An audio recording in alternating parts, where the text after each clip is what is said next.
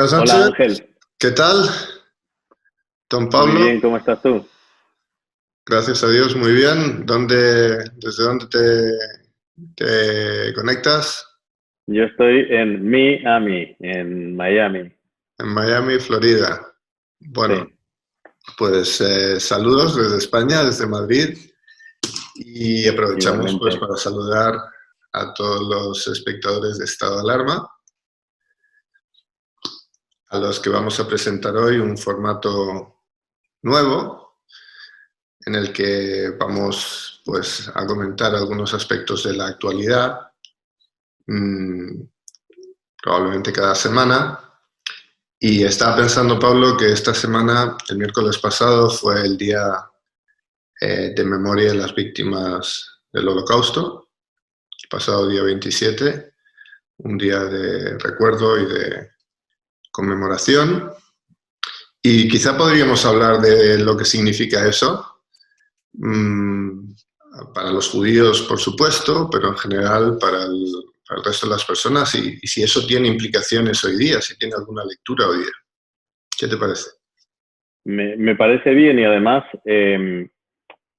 yo en las redes sociales tuve oportunidad de ver a muchos personajes de la izquierda incluso hablando de que era el día del recuerdo de las víctimas del Holocausto.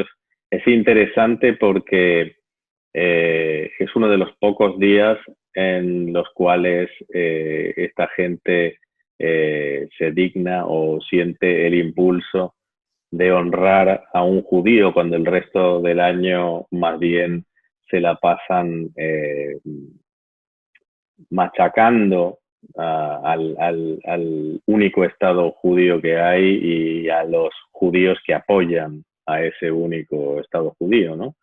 Entonces, yo en alguna oportunidad te oí hablar a ti de la diferencia entre la preocupación por los judíos vivos y los judíos muertos. Y claro, al hablar de judíos muertos, pues ellos lo hacen muy alegremente o muy bien dispuestos, no así cuando tienen que hablar de los judíos vivos, en particularmente en el Estado-nación de los judíos. Sí, quizá ese es el test fundamental, ¿no? A mí me gustaría recordar a los que nos ven que efectivamente el día 27 de enero se conmemora la liberación del campo de exterminio de Auschwitz, y podemos diferenciar de entrada que es un campo de exterminio y que fue un campo de concentración, que había diferencias, y también que en Israel Yom HaShoah, el día de la Shoah, el día del Holocausto, se celebra un día diferente. Se celebra en abril, típicamente el 27 de Nisan, que es el día del levantamiento en el gueto de Varsovia. Es un día de rebeldía y de lucha. Eh, Como bien dices, parte de la izquierda, bueno, yo creo que es bueno en general reconocer que este día se ha constituido como un día de memoria de las víctimas, y esto es bueno que generalmente y de un modo muy amplio se reconozca y se conmemore, ¿no? Porque a veces se nos olvida, también por banalización generalizada, que la Shoah una circunstancia histórica única. A veces se banaliza el concepto de Bueno, holocausto. y parte de esa banalización también incluye el confundir a los campos de exterminio con los campos de concentración donde no se exterminaba gente. Cuando ellos hablan, por ejemplo, de los prisioneros españoles republicanos que no estaban en campos de exterminio, ni sufrieron la misma suerte de los judíos, sino que estaban en campos de concentración alemanes, donde obviamente se violaban los derechos humanos y donde ocurría toda clase de atrocidades, pero no estaban en una factoría de muerte, que es lo que había en Auschwitz y en Treblinka, donde había un proceso industrializado para asesinar a cientos de miles, a millones de personas. Sí, desde luego, Yo no, creo que comparar Mauthausen con Auschwitz es de alguna manera banalizar lo que había en Auschwitz, que era muy diferente a lo que había en estos otros campos de concentración, principalmente dedicados a perseguidos políticos y no a personas que estaban ahí por el simple hecho de pertenecer a una etnia. Yo creo que hay una diferencia importante. sí, sí la hay, vamos. Cuando hablan de y confunden eso, creo que es deliberado y al mismo tiempo constituye una banalización porque es muy distinto lo que pasaba en algunos de estos campos y en otros campos localizados en territorio polaco, administrados por los nazis, donde estaba sucediendo un proceso industrializado de asesinato. Sí, vamos a ver, entre grados de horror hay que empezar por decir que el régimen nazi y sus diferentes apoyos eran una mano de asesinos inhumanos que el grado de terror político que ejercieron, el grado de conculcación de derechos humanos que afectó a tantas personas, disidentes, opositores políticos, todo tipo de minorías, eh, personas con discapacidad, gitanos, fue un horror, un completo horror. Y eso nadie lo olvida ni nadie lo puede cuestionar. Pero es cierto que el intento de acabar con una raza, acabar con un pueblo, mujeres, niños, ancianos, 1,5 millones de niños, querían borrar a un pueblo del mapa de la historia. Y eso es una circunstancia única. Y como dices, tuvo un carácter industrial. Y entonces cuando vemos en este día que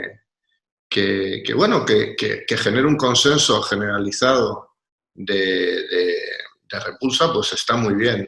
Para mí, como has dicho, la marca de honestidad y de verdad en este recuerdo es si los que expresan su condena en este día la expresan el resto de los 364 días del año, cuando hay regímenes hoy día con relaciones diplomáticas con España y con apoyos políticos a un partido del gobierno en España, que lo que no ocultan es su intención genocida por la vía del cataclismo nuclear contra el Estado que hoy alberga la mitad de los judíos del mundo y muchos de ellos, por supuesto, los supervivientes de ese holocausto que se conmemora. Hay un nivel de cinismo y de hipocresía verdaderamente insoportable. Así es.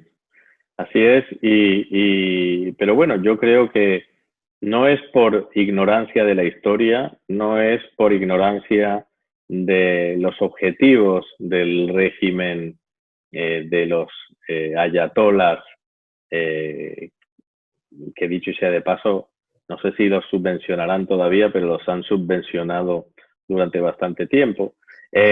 No sé si no creo que sea por ignorancia, sino que es simplemente una elección que hacen, la de no hablar o ignorar o simplemente referirse a lo otro o incluso confundir, porque a mí me molesta profundamente,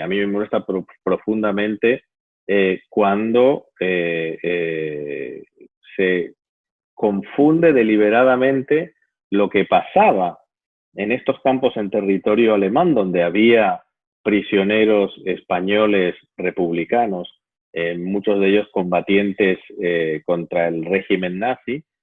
O sea, este tipo de campos también los había en la Unión Soviética, ¿no? En cambio, no había no había el otro tipo de campos, que es los que estamos recordando en el Día de la Memoria del Holocausto, que son los campos de exterminio. Y esa confusión a mí me parece malintencionada y me parece que de alguna manera están tratando de llevar agua a su propio molino, pero tergiversando la historia. En muchos casos, además, se menciona el Día de Memoria de las Víctimas del Holocausto y no se mencionan a los judíos. Hemos visto algunas de estas declaraciones que pues añaden sal a la herida, ¿no? O sea, estás recordando el día de la memoria de 6 millones de personas, 1,5 millones de niños exterminados del modo más cruel, más sanguinario, y no puedes mencionar que el 90% de las víctimas de ese proceso industrial fueron víctimas por ser parte de un pueblo, y ese pueblo tiene un nombre, y ese pueblo sobrevivió a ese oscuro agujero de la historia, y ese pueblo hoy sigue vivo, y ese pueblo además tiene un Estado que precisamente se va a asegurar de que esa situación de indefensión, de depender de otros para intentar sobrevivir, y esos otros durante mucho tiempo, durante años, quisieron ignorar lo que estaba pasando, pues que ese pueblo ha renacido de sus cenizas y ahora se sabe defender por sí mismo. Y no mencionar ese pueblo tiene un tic muy oscuro. Va mucho más allá de la hipocresía y del sarcasmo y del cinismo. Tiene casi el olor a revancha o a la rabia que le da, en el fondo, a los antisemitas, que los judíos no solo hayamos sobrevivido, sino que además hoy nos podamos defender. No, y además el ejemplo de Israel, que es un país que hasta no hace mucho tiempo era un país bastante pobre, ¿no? Sin recursos naturales, recibiendo cantidades enormes para su tamaño de inmigrantes completamente indigentes que venían sin nada, y lo que ha logrado particularmente en las últimas 3 décadas y de convertirse de un país que tenía un ingreso latinoamericano en un país que tiene un ingreso quizás levemente superior al promedio de la Unión Europea en una cuestión desde los años 90 hasta ahora. Y obviamente no lo lograron mediante las políticas que le gusta a la izquierda, ¿no? Sí, más bien lo contrario. Israel durante mucho tiempo estuvo gobernado por una izquierda blanda. Los fundadores del Estado eran ideológicamente de izquierda, pero el país realmente logró crecer económicamente y convertirse en un país próspero cuando finalmente abandonaron esas políticas, en particular en lo económico. Y fíjate, a veces se nos olvida, para los judíos de hoy, los judíos que decimos nunca más, pero que lo decimos, lo creemos y estamos dispuestos a defender que eso sea una realidad, el orgullo que nos produce la realidad de ese Estado judío hoy. Pero es que no hay que olvidar que ese Estado judío en 1967, no voy a hablar ni siquiera de 1948, en la Guerra de Independencia, donde vencieron o fueron capaces de rechazar el ataque de todos los países árabes que les rodeaban, pues unos desarrapados, en realidad, unos pobres supervivientes.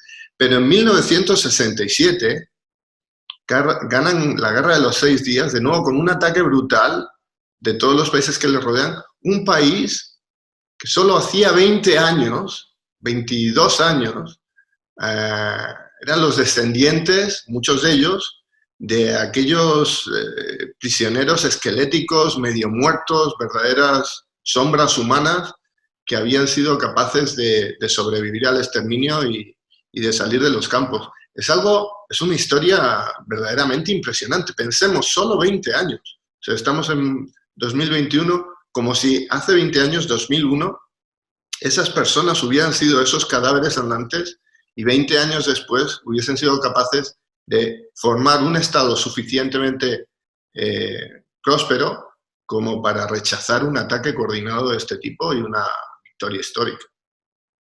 Y en el 67, Ángel, también casi la tercera parte de la población no tenía ni 20 años ni 10 años allí. Habían sido completamente desposeídos de sus hogares ancestrales en distintos países de mayoría musulmana, en su mayoría árabes, pero también Irán y Afganistán. Y eran gente que llegó con lo opuesto, que eran, estaban tratando de sobrevivir en un país pobre que a duras penas podía abastecerse de lo más esencial. Y sin embargo, es verdad que lograron esta victoria increíble a pesar de ese enorme desafío que enfrentaban. Pero es que no hay nada que ponga más nervioso a un antisemita precisamente que un judío que no solo tiene la voluntad de defenderse, la voluntad de no estar, de no ser víctima, sino que además tiene los medios para hacerlo. Eso es algo que les pone nerviosísimos, que es algo que no pueden soportar. Ellos prefieren el judío sumiso, la víctima de sacrificio, el judío dócil y el judío que pide perdón por serlo, o por lo menos, o incluso pues oculta su condición para intentar pasar desapercibido. Quizás tenga que ver también con esa victoria tan abrumadora en el 67, que de pronto la izquierda se diera vuelta en lo que se refiere a Israel, ¿no? Porque hasta ese momento la izquierda tenía mucha simpatía por Israel y de pronto cuando los israelíes se defienden y cuando los israelíes tienen éxito y cuando demuestran al mundo que ellos solos pueden valerse por sí mismos, empiezan a ser rechazados por esa misma izquierda. Es que es el nuevo judío, si se le puede llamar así, no sé si ni siquiera es un término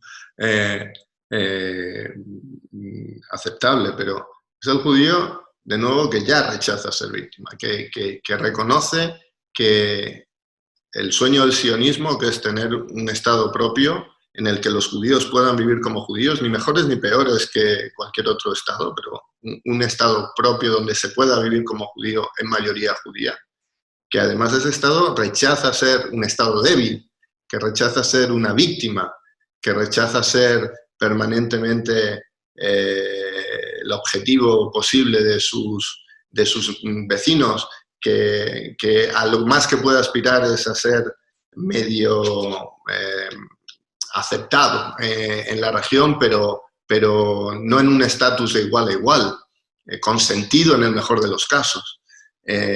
Cuando rechaza ese papel y reclama el papel de igual a igual, eso, por supuesto, como digo, a los antisemitas, y en el mundo árabe, pues históricamente había muchos, ellos están acostumbrados, como decías, a que esas minorías judías fueran ciudadanos de segunda, que pagaban impuestos aparte, que eran tolerados, pero no eran ciudadanos de... Y pagaban una multa, pagaban la jizya era una multa, básicamente para poder vivir en paz, ¿no?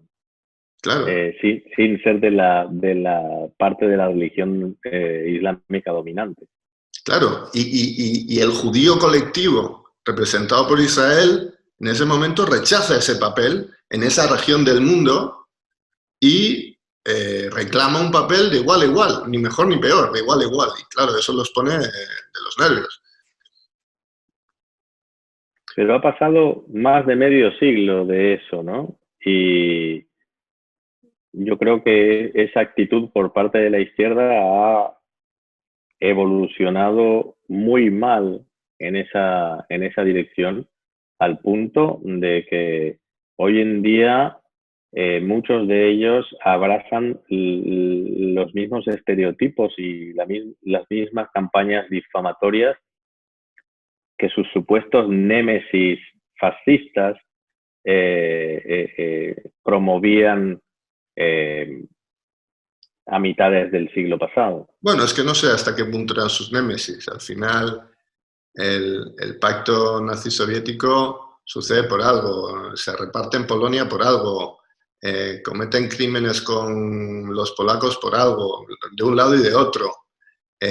O sea, al final no sé hasta qué punto eran némesis, lo que pasa es que cuando dos estados totalitarios llegan a un entente, al final pues acabarán chocando porque su objetivo es la imposición y la dominación, y por lo tanto es una situación muy frágil, pero en principio ellos tenían un acuerdo.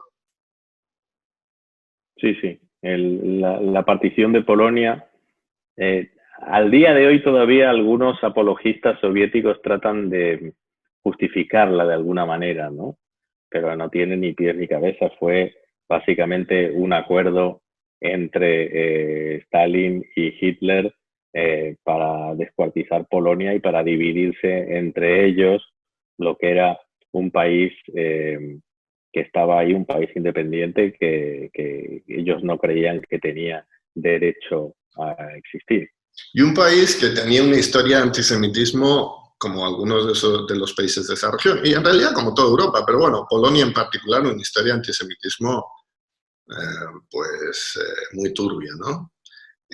Ahora vemos que hay un gobierno de, digamos, no sé cómo lo llamarías tú, de derecha...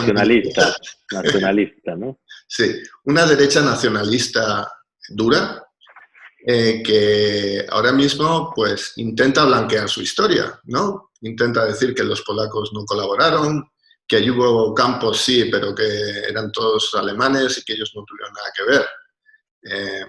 Hombre, resulta interesante que los polacos o la ultraderecha polaca, que históricamente ha sido profundamente antisemita y profundamente peligrosa, ahora ya ni siquiera tenga las ganas, la fuerza, no ya digo de justificar el holocausto, no ya digo de minimizarlo o de banalizarlo, no ya digo ni siquiera de intentar blanquearlo, digo de echar la culpa al otro, es a lo más que aspiran, ¿no?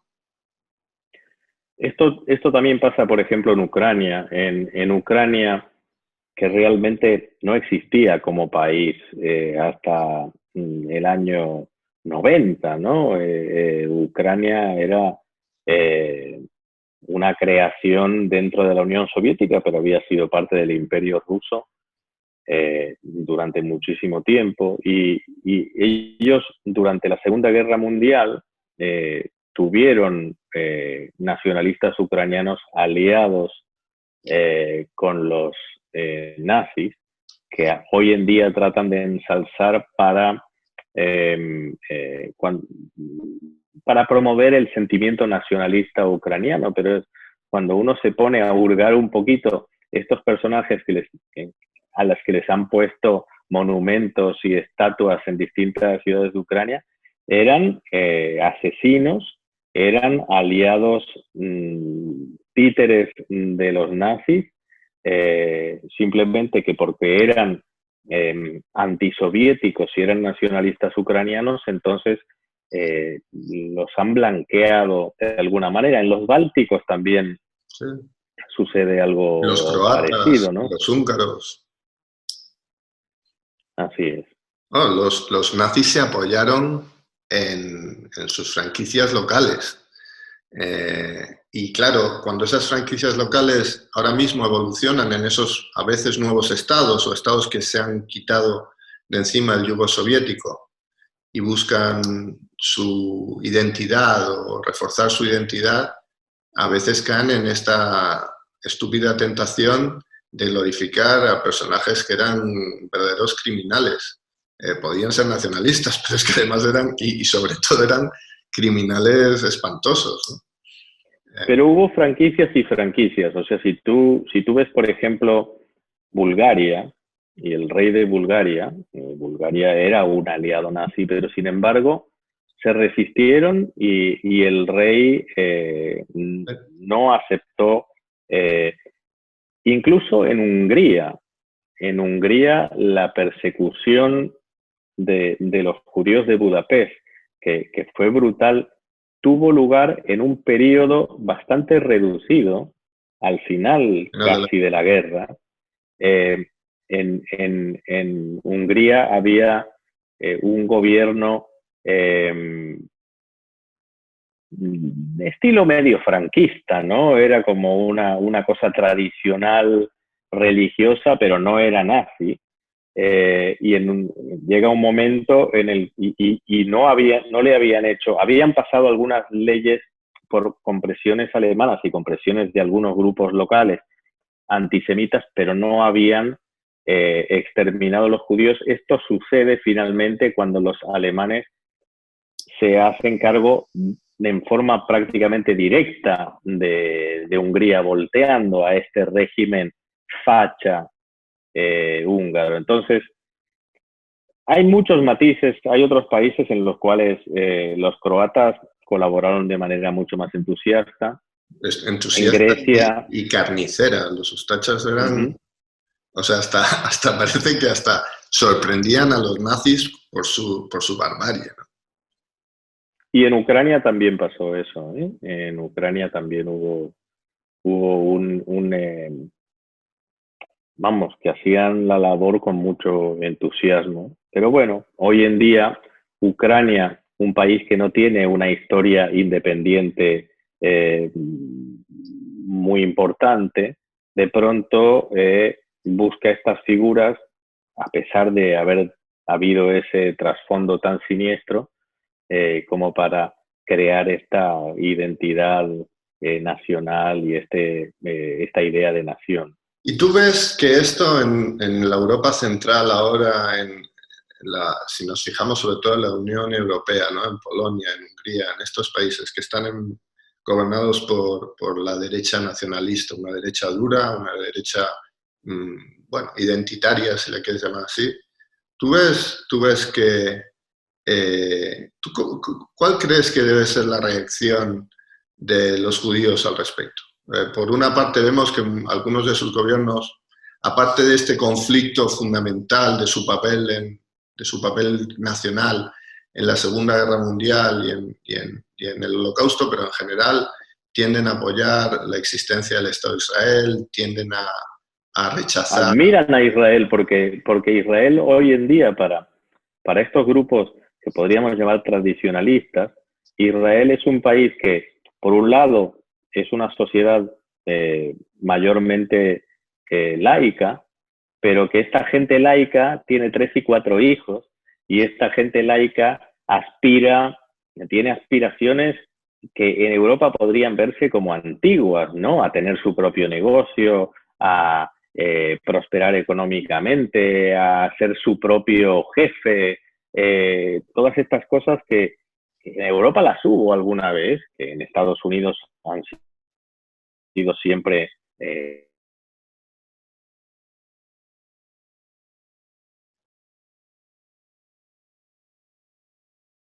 rendida y admiran la actitud de los israelíes, aunque quizás históricamente no les hayan gustado los judíos. Pero tú crees que no te voy a decir ni en la sinceridad, sino en que los judíos, Israel, se puedan fiar de esta gente, o es un aliado de conveniencia que oculta su verdadero perfil y sus verdaderas intenciones? Yo la verdad es que no, yo creo que ya no hay esa animadversión que había. Yo creo que esa amenaza, hay unos grupos, cuando me hablan a mí del antisemitismo de la extrema derecha en países de la Unión Europea, son unos grupos marginales de unos pirados que se emborrachan y salen a grafitear las paredes de un cementerio judío, cosas por el estilo. Los actos realmente peligrosos, donde se han atacado escuelas, donde ha habido personas asesinadas, en el caso de Francia, por ejemplo, no han sido estos personajes totalmente marginales, sino que han sido personajes vinculados más bien con el mundo islamista, que está en una cierta alianza con la izquierda y no con la derecha. En el caso de España, por ejemplo, en el caso de España no hay estos antisemitas de derecha, son 5 gatos, son 5 gatos completamente marginales, no representados en el Parlamento de ninguna manera, y en cambio los antisemitas de izquierda están hasta representados en el gobierno, quienes simpatizan con la actitud de Irán, por ejemplo, que promueve la idea de un segundo holocausto de índole nuclear, esos están en el poder en España en este momento. No serán del partido principal del gobierno, pero están en el gobierno. Eso yo creo que no hay una contrapartida en la izquierda de ningún país europeo. En Hungría, el único partido que se ha manifestado abiertamente contra los judíos, que es Jobbik, está en la oposición ahora. O sea, no están, solamente no participan del gobierno de Orbán, sino que se han unido a este gran frente opositor, y han sido recibidos por ellos, por los socialdemócratas y por los liberales. Están aliados con ellos en este momento. Yo, mira, en esto podemos estar parcialmente de acuerdo. A mí me parece que la deriva nacionalista identitaria exclusiva de algunos países es que tiene ese tinte, tiene ese sabor rancio y peligroso, y me parece que su alianza con Israel y con los judíos es más utilitarista que sincera y más temporal que permanente. Pero sí estoy de acuerdo contigo en una cosa, que es que si hoy tenemos que pensar en un riesgo existencial para los judíos, para el Estado judío, para nuestro bienestar en Europa, no creo que se venga, como tú dices, de esos grupos marginales, ni siquiera de esos gobiernos nacionalistas. Vienen de grupos que están homologados como parte del sistema democrático y que, como digo, lloran sus lágrimas de cocodrilo un día al año, y el resto de los 364 días se dedican a intentar discriminar, a intentar victimizar, a criminalizar, a demonizar, a excluir a las minorías judías de sus propios países y al Estado-nación que representa la protección de los judíos del mundo. Esa gente sí que es peligrosa. Y es peligrosa porque fundamentalmente, y usando, como dices, incluso las imágenes clásicas de los libelos antisemitas, adaptados a hoy, pues tienen esos fines. Y a mí no se me olvida que la Shoah, el Holocausto, no empieza en los campos de exterminio, no empieza en los hornos, acaba ahí. Empezó con el señalamiento, empezó con los boicots, empezó con la criminalización, empezó excluyendo a la minoría judía. Sí, sí. Y eso lo estamos viendo hoy día en España. Por supuesto que no tiene, ni probablemente, no quiera Dios, acabe igual que acabó en los años 30 y 40, pero empezó así. Ángel, es verdad, pero si tú observas Europa hoy en día, donde hay muchísimos menos judíos hoy de los que hubo históricamente durante muchos siglos, y ves las ciudades que tienen las poblaciones judías más importantes de Europa, París, Londres, Berlín, Budapest, ¿en qué ciudad están más seguros y más a gusto los judíos hoy en día de aquellas? Bueno, dicen que en Budapest, eso he oído por ahí. y donde se supone que hay un gobierno al que acusan de tener simpatías antisemitas por el simple hecho de ser enemigo de George Soros, que vamos, era judío de nacimiento, pero que ni a ti ni a mí nos parece representativo de ninguna manera de nada que sea judío, y además es un enemigo El problema del que se mete con Soros, Pablo, el problema del que se mete con Soros no es que se meta con Soros. Tú y yo nos metemos con Soros. No creo, como tú dices, que estemos identificados con él. Es que resalcen su origen judío para hacerle una característica fundamental por la que meterse con Soros, para identificarlo. Pero si el primero que habla de que es judío es el propio Soros para defenderse y para tratar de caracterizar como antisemitas a quienes lo atacan. También dijo que colaboró con los nazis y que fue el periodo más feliz de su vida. Bueno, ese fue un error que cometió en una entrevista, ¿no? Luego se arrepintió de haberla dado. Claro, hay veces que se arrepienten de decir la verdad. Bueno, Pablo, pues ha sido un placer tenerte. Gracias a los espectadores de Estado de Alarma. Y bueno, espero tener la ocasión pronto de que volvamos a hablar de algunos temas de actualidad internacional, si a ti te parece bien. Eso espero, claro que sí, encantado. Muy bien, un abrazo. Muy buenas a todos, esto es Estado de Alarma. Hoy estrenamos este programa por YouTube de media hora de duración. Estaremos de lunes a jueves a partir de las 8:30 de la tarde. Y este programa nace porque, al igual que tú estás cabreado con ese gobierno central que podría haber hecho mucho más contra el coronavirus, que ya se ha llevado cerca de 3.500 personas por delante, ese gobierno que nos mintió, que nos dijo que solo iba a haber un contagio y que podría haber actuado antes, viendo la que estaba cayendo con la pandemia tanto en China como en Italia, pues hemos decidido montar esta plataforma de libre expresión ante los intentos del gobierno central de usar ahora los minutos de televisión pública que acaparan para lanzarnos desinformación y propaganda. Por eso desde aquí vamos a desmontar sus mentiras, vamos a daros la verdad y vamos a apoyar a los profesionales sanitarios, a las fuerzas y cuerpos de seguridad del Estado y a esa población civil que vive confinada, que vive aislada y harta de ver al vicepresidente del gobierno saltándose la cuarentena hasta en 3 ocasiones. Quieren que olvidemos los secretos que irán a tumbarse en el palacio de hielo.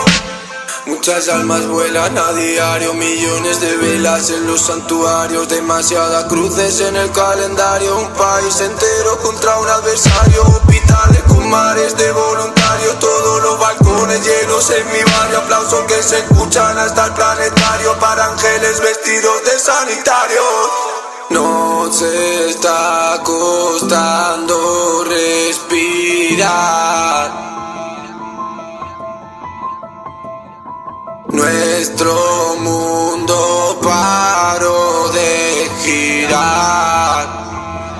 Ya. Ellos no